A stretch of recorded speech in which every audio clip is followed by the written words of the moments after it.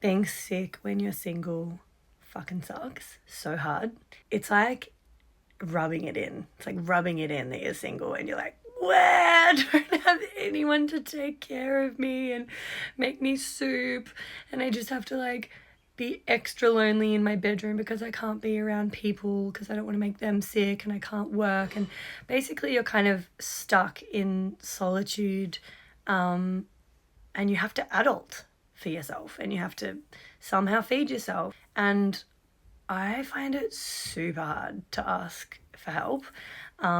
If I'm in a relationship, it's kind of different because you're just looking after each other and it ebbs and flows, and you don't feel as guilty or as much of a burden if you get your partner to go grab some meds for you or like make you a meal or something like that. Also, they're around more, so they just are aware that you're unwell and they probably offer. They probably think, oh, I'll go and get some things for you. Whereas when you're single and yeah, you're having to kind of isolate and just be a sad girl 69 in bed, like I have been, it's, yeah, it's really different to like reach out to someone and specifically ask for a favor and be like, hey, could you go to the shops for me and grab some meds, or could you bring me some food or something like that. Like, I think these days it's just easier to Uber Eats or to get by on your own without needing to call in a favor and ask for help. And most people are quite uncomfortable with doing that, myself included. And also, I want it to be happening more and I want to do it more. And I love doing that for friends. Like, I love dropping something off when they're unwell or, grieving or whatever it is. It's like actually a gift to do something like that for your friends. But it's hard to ask for. And yeah, I like had a friend, we'd been chatting recently about just how I'm going, and like I think I mentioned some possible autistic burnout going on for me and just like really struggling with executive function, and he offered to like make me some meals next time he was doing meal prep and just like bring them over, and then he just did that straight away, like within a few days, and then it happened to coincide with me being really unwell, which was so perfect. And he just like came over, dropped off some prepped meals, and like had all different little containers for the salad with the feta and the dressing separately, and so it wouldn't go soggy, and the rice and the dal in other containers. It was just like so thoughtful and well organized, and I just like lost it a little bit. I was feeling really sorry for myself.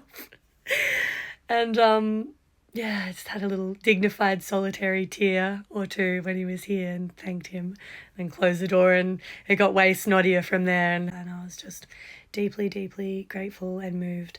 So just wanted to like drop in here and talk about that because you really notice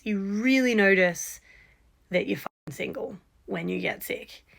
And when you do need maybe an extra layer of support, or you're not able to be as autonomous and, self-sufficient as usual, you really notice the absence of having that partner in crime that's like got your back and that's in your corner and that can,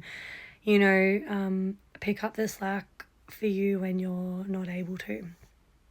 And so it can be an even more lonely time. Like, it can really intensify and compound the loneliness and the feeling of, oh, there is something missing, when you get really unwell or you're struggling to function and take care of yourself as an adult, and you just don't have a safety net of somebody else like helping out.